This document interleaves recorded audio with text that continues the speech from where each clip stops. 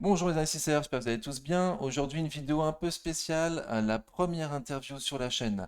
Donc, on va redécouvrir Louis ensemble, Louis, 25 ans, qui va nous expliquer un petit peu qu'est-ce qu'il a fait sur en bourse. Voilà, tout simplement. Allez, on va voir ça ensemble. Avant ça, recommandation d'usage. Je vous rappelle que je ne suis pas un professionnel ni un conseiller financier, mais un simple amateur qui cherche à partager sa passion. En aucun cas, je vous invite à répliquer les positions de mon portefeuille. Formez-vous et faites-vous vos propres convictions. Il y a beaucoup de choses gratuites sur Internet, donc il n'y a aucune raison de ne pas se former. Vous êtes seul responsable de vos investissements, du choix des positions et donc des plus-values et des moins-values qui vont avec. Allez, alors donc c'est la première interview. Je demande un petit peu de bienveillance pour ce qui est de la technique. Louis, est-ce que tu veux bien afficher ta caméra? Qu'on te voit? Alors, vous voyez? Est-ce que vous me voyez? Oui, on te voit. Ok, est-ce que tu veux bien te présenter pour cette première interview sur la chaîne Calibourse? Alors bonjour, je m'appelle Louis, j'ai 25 ans et je suis étudiant en Master 2 dans une université parisienne. J'ai commencé la bourse en mars 2022, vraiment après la guerre, le début de la guerre en Ukraine et un peu donc dans cette période de turbulence. Donc ce que j'aime, pourquoi j'ai commencé la bourse? Parce que j'aime l'investissement et j'ai surtout l'envie de me créer finalement un revenu passif à terme. D'autant plus dans le contexte que en ce moment c'est assez compliqué le sujet, c'est assez épineux le sujet des retraites. Donc voilà, j'aimerais vraiment me créer un revenu passif pour m'aider dans mes vieux jours.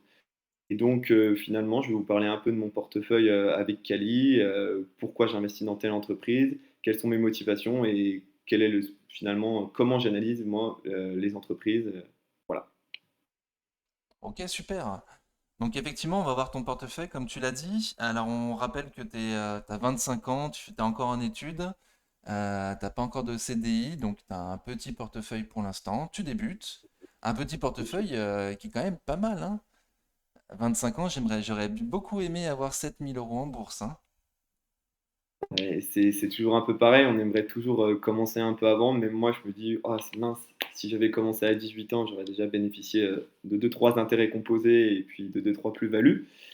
Donc là, vous voyez mon portefeuille juste sous vos yeux. Donc en fait, finalement, mon portefeuille, il faut comprendre qu'il est vraiment en construction parce qu'à terme, il y aura plus de lignes d'ETF, notamment là, il n'y en a qu'une, PEA Nasdaq, qui est très faible sur le montant global de la valorisation de mon portefeuille.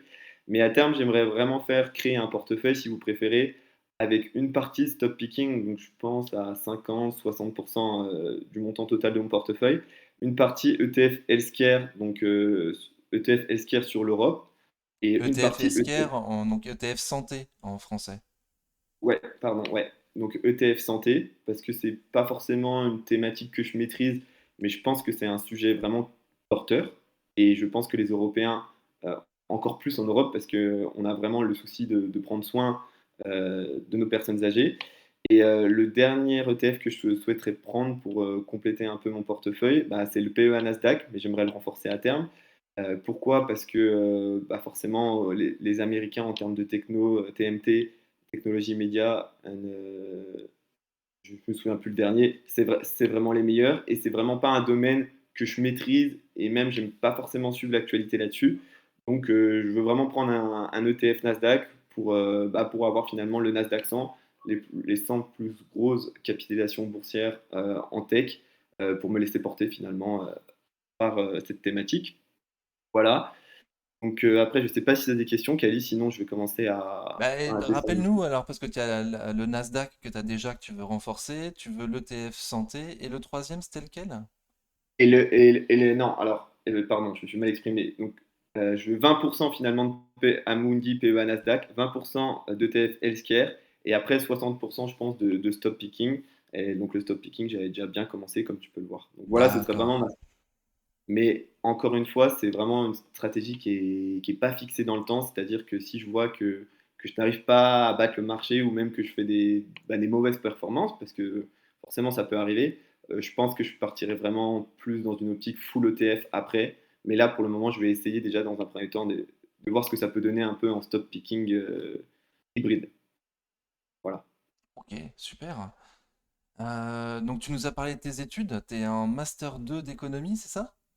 Ouais, c'est ça en fait. J'ai fait une prépa ENSD2, donc ça prépare au concours de l'ENS. Donc c'est une classe préparatoire qui est vraiment focalisée sur l'économie. Ensuite, j'ai fini ma licence économie donc dans une fac à Paris. Et finalement, en fait, j'ai vite compris le lien entre économie et finance, et c'est vraiment ce qui me porte et ce qui me motive. Et bah, d'ailleurs, je vais travailler à terme, je pense, dans ce secteur. Donc, c'est pour ça aussi que je m'intéresse particulièrement à la bourse. D'accord. Et du coup, il y a des passerelles entre ce que tu étudies à l'école et la bourse? Est-ce qu'il y a des choses que tu apprends à l'école et que tu mets en pratique en bourse? Alors oui, oui, bien sûr. Donc déjà, c'est la compréhension même des états financiers d'une entreprise, donc que ce soit bilan, cash flow statement ou un compte de résultat, aussi les méthodes de valorisation, forcément, parce que je fais plutôt de la finance d'entreprise. Et puis même, c'est plutôt, je dirais, la compréhension globale du système. Donc ça va aussi de la macroéconomie à la microéconomie, et même le vocabulaire finalement, parce que parfois le vocabulaire il peut être un peu ésotérique, c'est-à-dire réservé aux initiés. C'est pas forcément facile de comprendre ce que c'est un taux d'intérêt réel, la BCE, la Fed. Donc ça m'a vraiment beaucoup aidé d'avoir fait ces études pour comprendre le marché, parce que quand on commence vraiment de zéro, ça paraît vraiment insurmontable au début de se lancer en bourse, quoi. Rien n'est inné dans la vie, hein, et on ne naît pas avec toutes les connaissances du monde en nous. Il faut forcément qu'on apprenne. Et la bourse, c'est Exactement. un sujet comme un autre, il faut apprendre, hein, forcément. Exactement. Et puis pour se lancer aussi, c'est des rencontres. Moi, je sais que c'est mon grand-père qui m'a notamment aussi initié un peu à l'investissement en bourse. C'était pas du tout un financier, mais c'est quelqu'un qui a voulu un peu passer ses billes en retraite. Et puis après, c'est lors de mes stages, des rencontres, des gens un peu plus âgés qui avaient commencé, qui vous insufflent un peu un nouveau mouvement en vous. Et puis c'est comme ça que ça part. Et puis une fois que c'est parti, ben, on y va, hein. Voilà. On se trouve 25 ans en études Master 2 d'économie, avec un petit portefeuille bourse déjà. Super. Et du coup, donc tu cherches, enfin, tu trouves tes entreprises via les fondamentaux, du coup, si j'ai bien compris. Alors, déjà, oui, alors, je suis beaucoup l'actualité, donc je regarde un peu ce qui se fait dans l'économie, ce qui est un peu tendance, parce que forcément, pour créer son propre avis, finalement, j'intègre beaucoup d'avis différents, donc que ce soit des amis, que ce soit des analystes, que ce soit bah, des youtubeurs comme toi, ou même des personnes sur Twitter, un peu tout le monde. Et après, je regarde l'entreprise, je regarde les perspectives, je regarde les résultats, je regarde aussi un peu l'analyse technique, et ensuite, je me dis, ok, pourquoi pas, je la mets dans ma shortlist. Et puis bien sûr, le maître mot aussi de la bourse, c'est la diversification. Donc j'essaye aussi, même si mon portefeuille est en construction, donc ça ne se voit pas forcément, bah, de tendre à une diversité. Si, si, il est déjà bien diversifié ton portefeuille, c'est cool, hein. Je le remets pour ceux enfin, pour qu'on s'en imprègne bien. Euh, et du coup, t'as un avis particulier par rapport à l'analyse technique. On lui a un petit peu parlé. Est-ce que tu veux bien nous dire ce que tu penses de l'analyse technique? Alors, l'analyse technique, j'avais eu la chance de faire des cours via un professeur à l'université. L'analyse technique, au début, je pensais vraiment que c'était un peu comme l'horoscope, c'est-à-dire on pouvait faire parler l'analyse technique et on pouvait lui faire dire, pardon, presque n'importe quoi au final. Donc, c'est-à-dire qu'on pouvait dire si ça monte, ok, c'était à cause de ça, si ça baisse, ok, c'était à cause de ça. Finalement, il y a toujours une réponse, comme l'horoscope. Bon, comme vous pouvez le voir, je ne crois pas forcément en l'horoscope.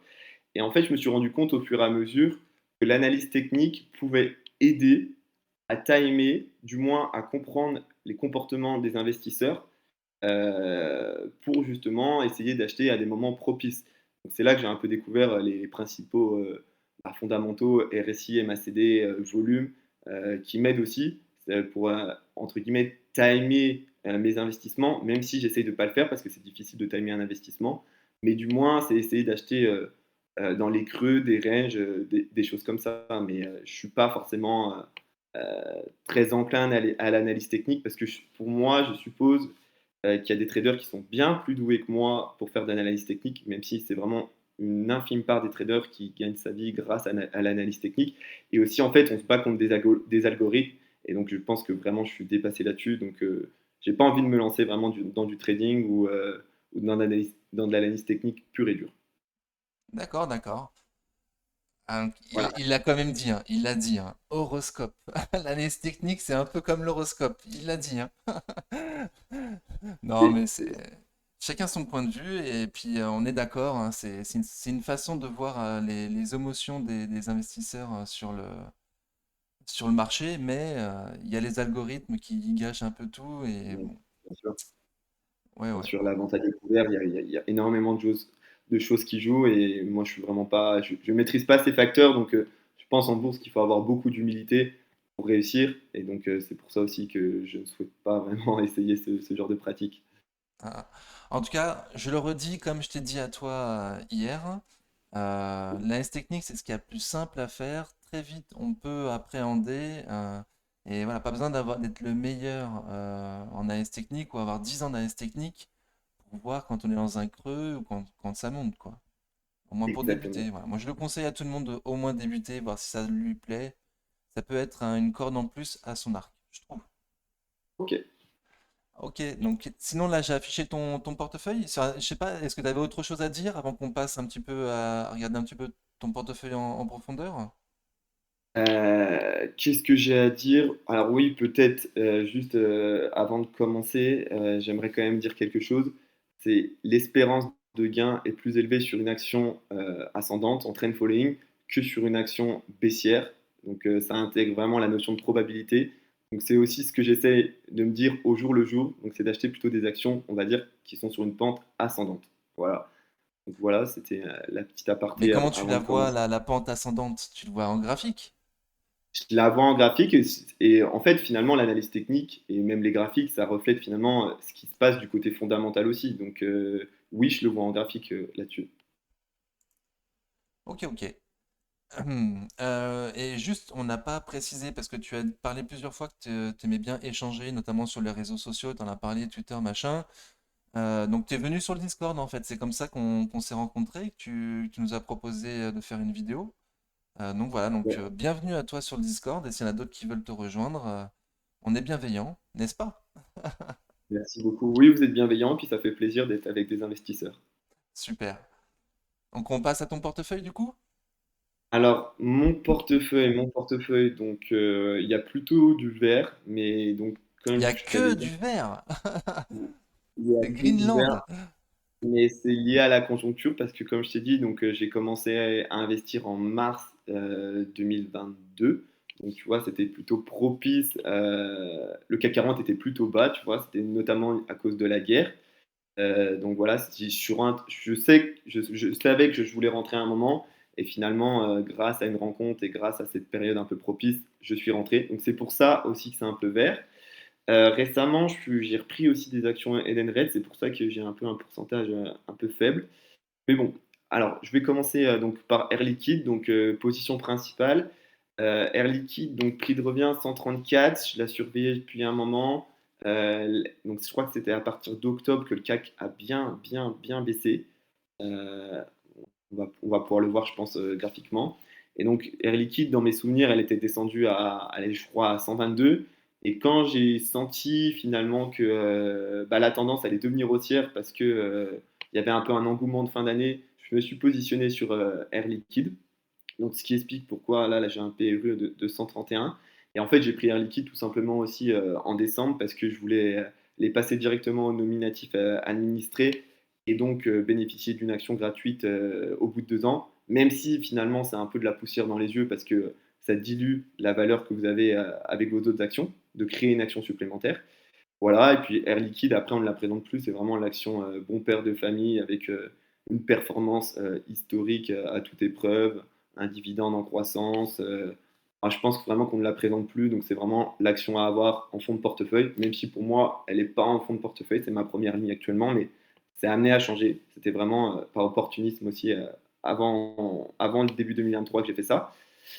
Voilà, je ne sais pas si tu as des questions sur Air Liquide, sinon je vais parler Pas forcément d'Edenred. sur Air Liquide, mais je voulais revenir sur quelque chose que tu as dit tout à l'heure. Tu as dit c'est très vert, mais c'est surtout dû à la conjoncture. Bah, ne te dénigre pas. Enfin, je trouve que tu as choisi les bonnes entreprises au bon moment. Sache que Atos est en baisse depuis bien plus longtemps que mars 2022. Tu aurais pu l'acheter et la garder tout ce temps. Ubisoft aussi. Voilà, donc t'as pas choisi ces entreprises-là. Tu as choisi des très belles entreprises en tendance haussière. Donc voilà, donc pour l'instant, tu es un super investisseur en tout cas. Voilà, ne te dis pas que c'est juste la chance. la chance. C'est vraiment pas le cas, hein. Mais donc, comme je t'avais dit un peu hier aussi, c'est que j'ai fait quelques erreurs au début. Notamment, j'en avais fait une sur Seb. Seb, l'année dernière, était vraiment, vraiment descendu. Et c'est une entreprise que je regardais depuis mon début, finalement, depuis mon début en bourse. Et je l'avais attrapé finalement à un PRU, je crois que c'était de 85, 86. Et je voyais qu'elle était en tendance baissière de moyen terme. Et ça ne me plaisait pas finalement. Je sentais que j'avais fait une erreur. Et donc, sur un rebond technique, je l'ai vendu peut-être à 75 euros, 70 euros. Et finalement, j'avais acté une moins-value de 100 euros que j'avais réinvesti après dans mes autres investissements. Mais tout le monde fait des erreurs et bah, c'était une de mes premières erreurs. Bon, c'était entre guillemets, un euro, mais ça m'a vraiment servi de leçon pour le futur.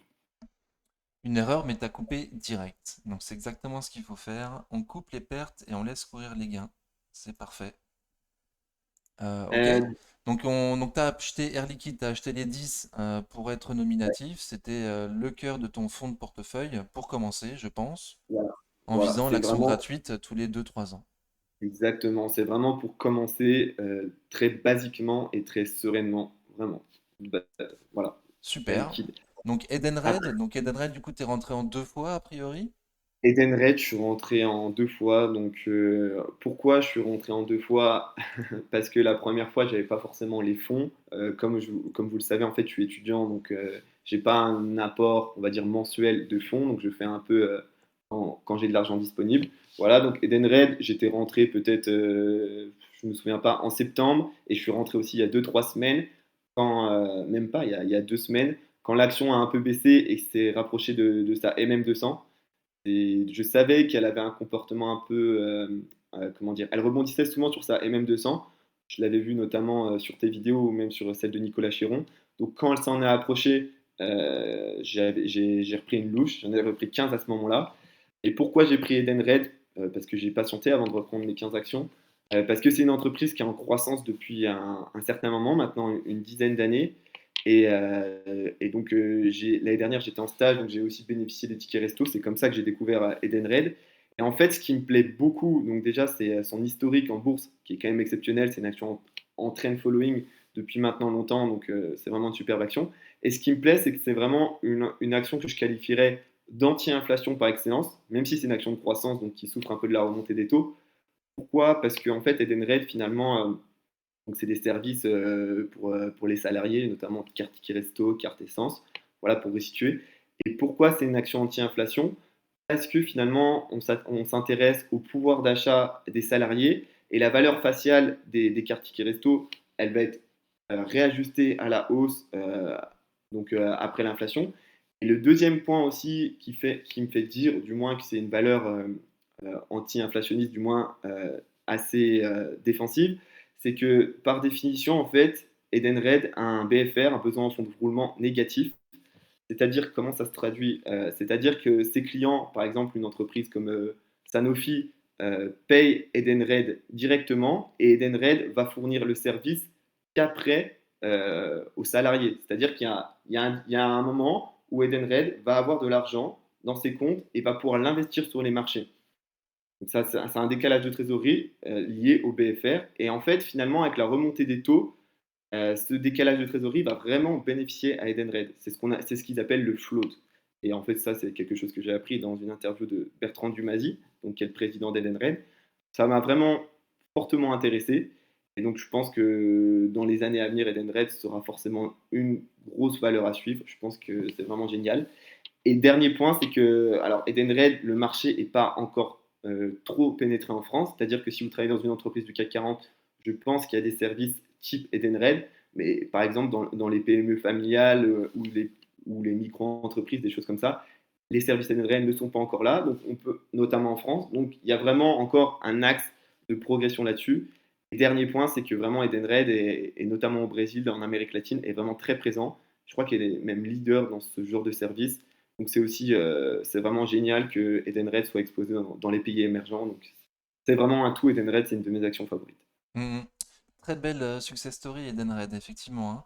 Donc de nouveau, tu l'as choisi pour ses fondamentaux. Ça se voit que tu la connais bien, t'en parles bien, donc c'est cool. J'ai rien de spécial à dire. Est-ce que tu veux nous dire pourquoi tu as acheté Kering, même si ça paraît évident? Kering, Ah alors si, forcément, excuse-moi, juste pour la deuxième entreprise, de nouveau, tu as parlé d'analyse technique en disant que tu avais visé le plus proche possible des mêmes 200. Je c'est remarque. vrai, c'est vrai. Et là, c'est vraiment grâce à tes vidéos et notamment à celle de Nicolas Chéron pour le coup. Ouais, plutôt Merci à Nicolas vous. Chéron, on va dire, hein. Donnons à César ce qui est à César, il n'y a pas de souci. C'est vrai. Ok, donc Kering? Kering, Kering. Alors, déjà, forcément, je pense que tout investisseur particulier en bourse doit posséder des actions de luxe quand on a un PEA. Pourquoi? Parce que vraiment, le luxe français est vraiment très, très plébiscité à l'international et même en France. Kering, pourquoi? Parce que Kering, dans un premier temps, était sous-valorisé par rapport à ses principales concurrentes. Donc, je pense notamment ses principaux concurrents, pardon, je pense notamment à Hermès et LVMH. Donc, premièrement, c'était pour ça que je m'étais intéressé à Kering. Notamment, la première action que j'avais achetée de Kering, je crois que je l'avais acheté 450 euros, c'était mi-2022. Et en fait, elle avait plus souffert que ses concurrents. Donc, c'était vraiment pas opportuniste. Et quelque chose que j'aime beaucoup chez Kering, finalement, c'est son éventail de marques.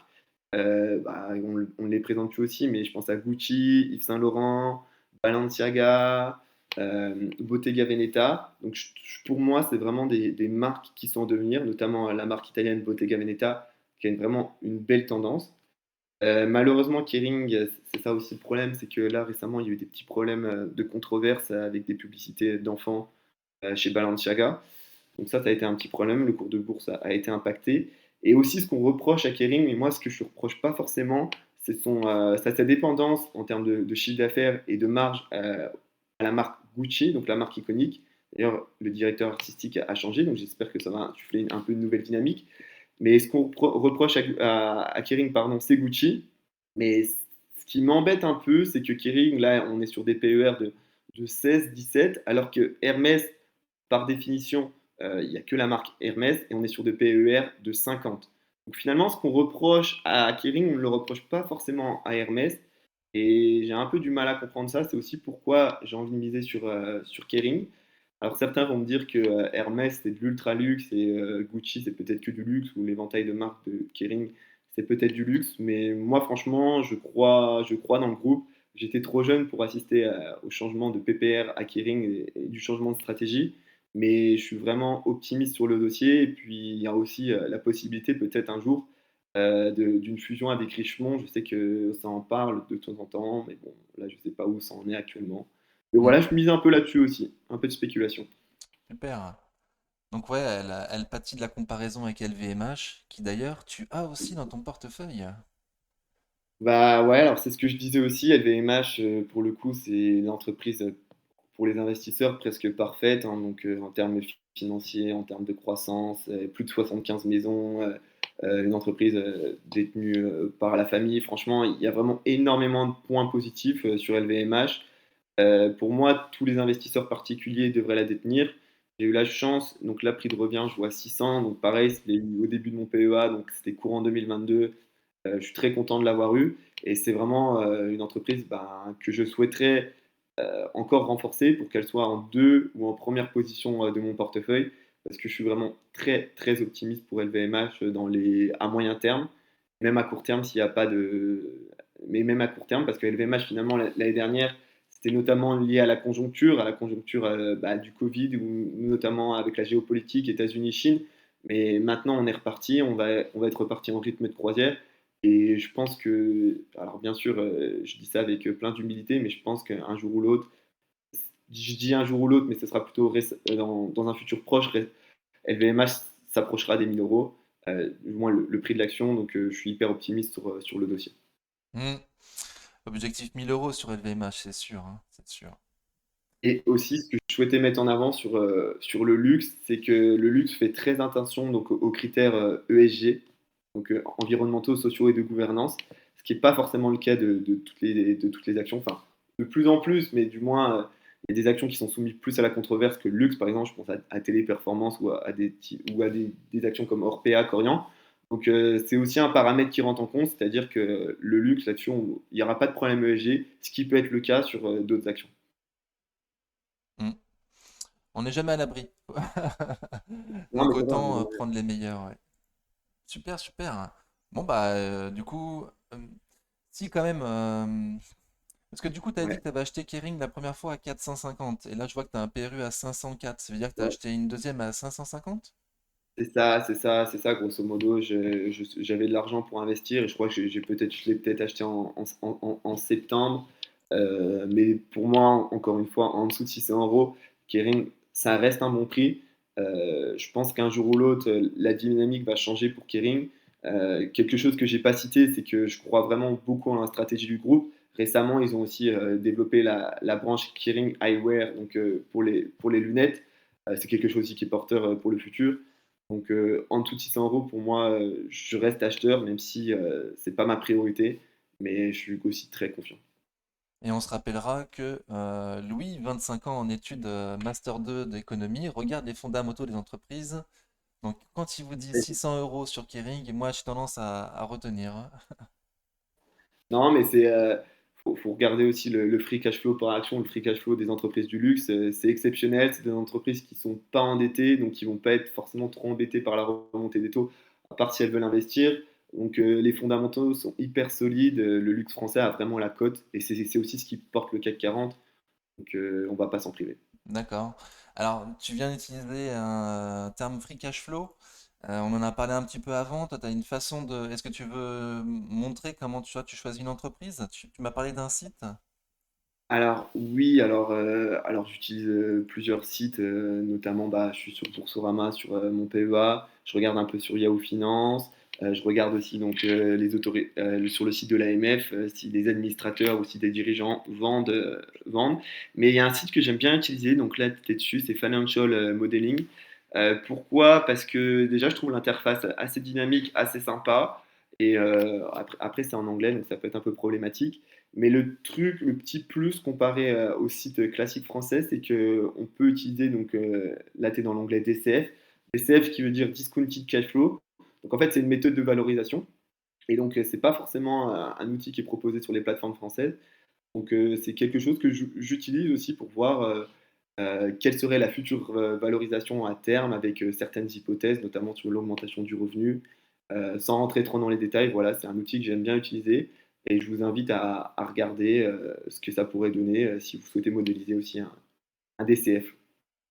Ok, donc pour ceux qui comprendraient pas trop ce qu'ils voient là, parce que c'est un site en anglais, j'avoue que moi non plus, quand il me l'a montré, j'ai pas tout compris. En fait, il y a des cases où on peut changer les informations qui sont Hypothèse. dedans pour pouvoir se projeter à l'avenir. On peut estimer un EBITDA. Alors, t'en parleras peut-être mieux Louis que moi, mais c'est une façon de se Euh, projeter, quoi.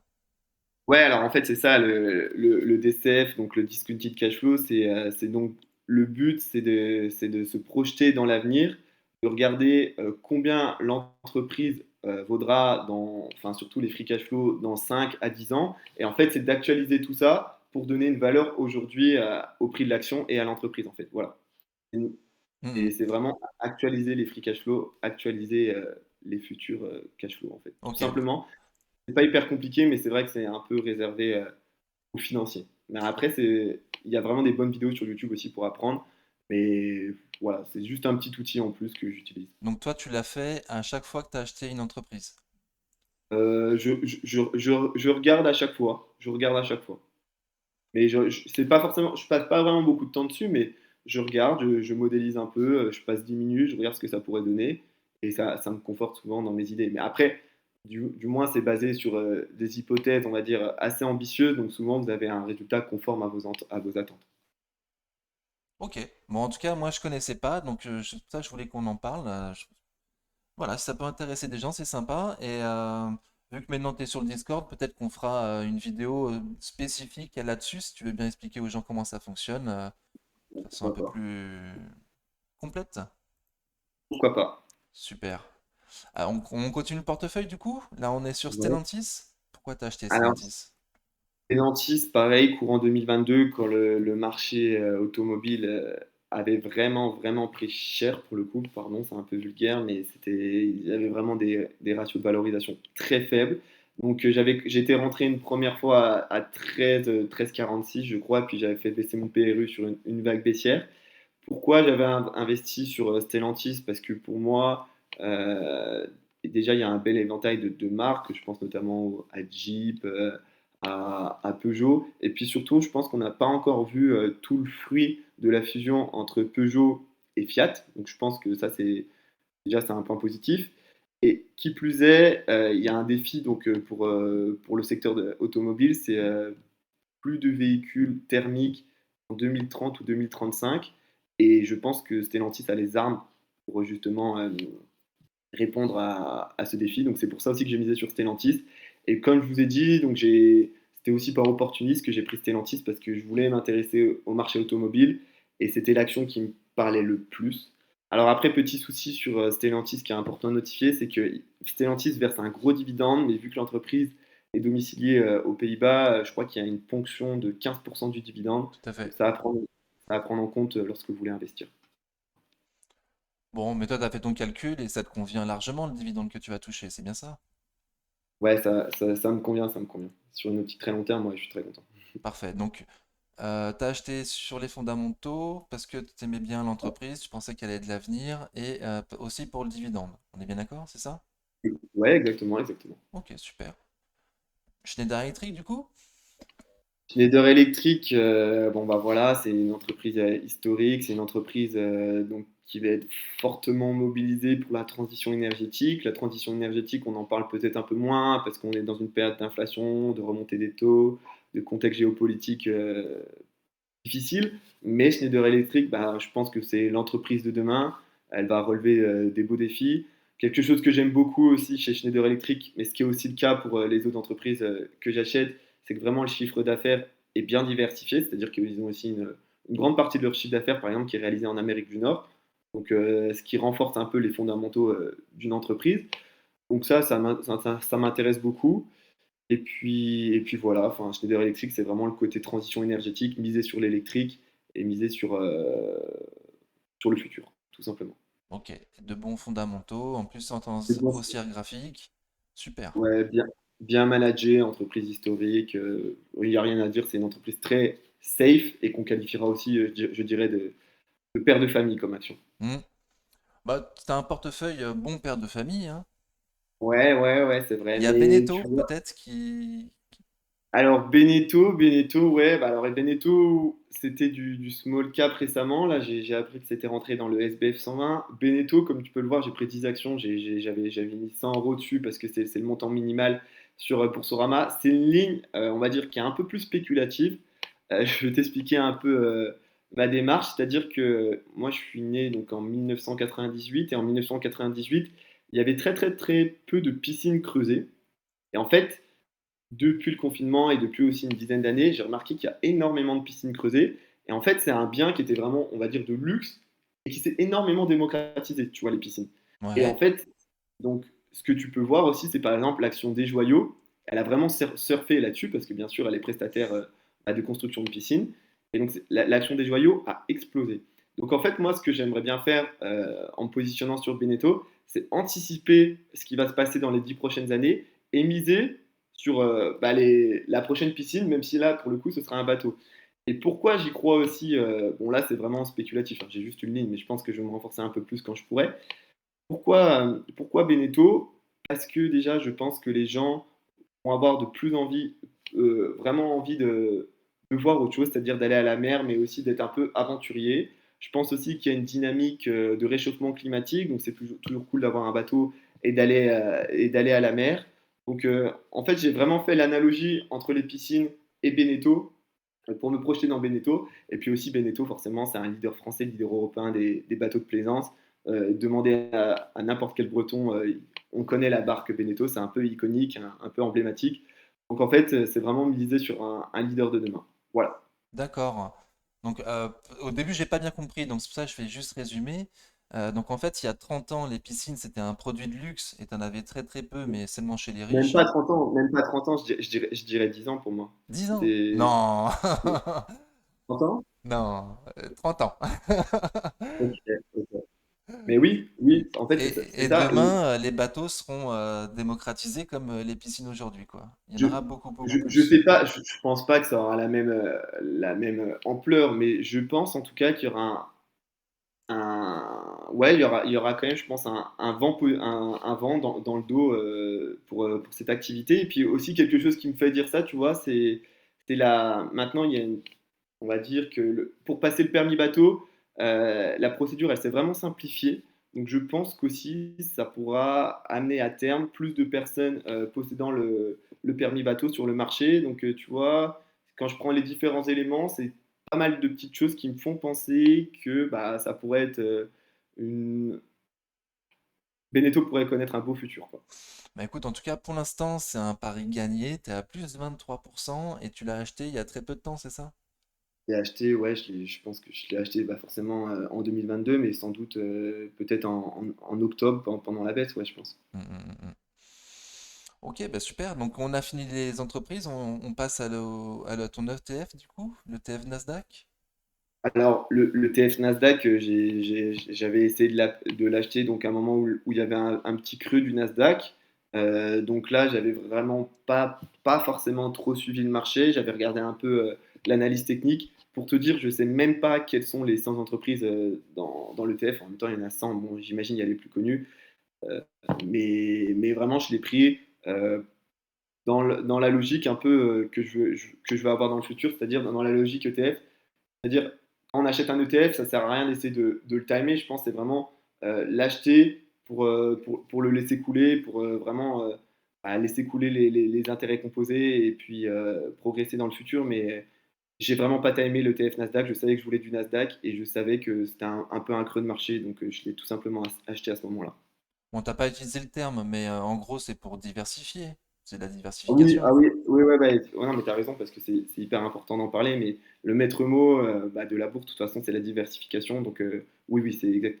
Aussi pour diversifier, que ce soit pour le secteur, mais aussi pour la zone géographique. Mm. D'ailleurs, en fait, on a parlé sur beaucoup d'entreprises qui étaient diversifiées géographiquement, Air Liquide, Edenred, Ouais, ouais. Stellantis. Donc c'est vrai que c'est important pour toi. En tout cas, c'est ce que tu Et, étudies. bah, oui, effectivement, donc la diversification, donc déjà, c'est les secteurs, c'est le type d'entreprise, donc on peut dire large cap ou small cap, mais c'est aussi effectivement la géographie. C'est-à-dire que aujourd'hui, en Europe et aux États-Unis, par exemple, en Amérique du Nord, plus globalement, on est quand même sur des économies qui sont développées. Et je pense que si on veut justement aller chercher bah, des plus-values plus intéressantes, il faut aussi s'exposer un peu aux pays émergents. Donc c'est pour ça aussi que j'ai une position sur Edenred qui est très exposée aux pays émergents, notamment un peu au Brésil et en Amérique latine. Mais ouais, moi je cherche aussi de la solidité, donc parce que je suis quand même dans un objectif de me créer un portefeuille de très long terme pour me créer des revenus passifs. Donc miser sur les États-Unis, l'Amérique du Nord et l'Europe, bah, c'est ce qui se fait de plus safe, notamment. Ok, ben super. Ah, Merci beaucoup pour tout ce partage. C'est super sympa. On remet juste un petit coup de ton portefeuille pour faire une petite conclusion. Donc, il, mm, il achète des sociétés de belle qualité, regarde les fondamentaux avant, si possible en tendance haussière, en attendant un creux de marché, et voilà, que des ouais. belles entreprises, et quand ça va pas dans son sens, il coupe.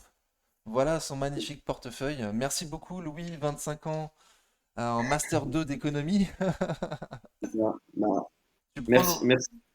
Comment? tu prends le relais sur la chaîne Calibourse quand tu veux, hein. Je pense que tout le monde serait ravi d'avoir Non, mais un c'est Louis. très gentil, mais j'ai pas cette capacité. Je te laisse ça à toi. Tu le fais très bien, donc continue comme ça et merci d'exister parce que bah, pour les investisseurs comme nous, c'est génial d'avoir du contenu YouTube. Ouais, puis on partage et tout, c'est cool, ouais.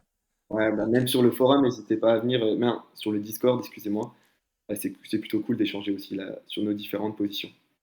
Ah, c'est pas moi qui l'ai dit. C'est normal aussi. Mais en tout cas, ce que je voulais vous dire, c'est essayer pour résumer aussi, donc Khalil l'a très bien fait sur ma stratégie, mais c'est rester humble parce qu'en face de vous, vous avez bah, vous avez des algorithmes, vous avez des fonds d'asset management, vous avez beaucoup de choses, vous avez beaucoup de gens plus doués que vous. Donc restez simple, faites simple, ne prenez pas trop de risques et prédéfinissez votre stratégie, c'est le plus important. Voilà. Super. Bah écoute, là, on va finir sur cette magnifique conclusion. Merci beaucoup, Pareil. Louis. À bientôt. Merci beaucoup. Bonne continuation. Ciao.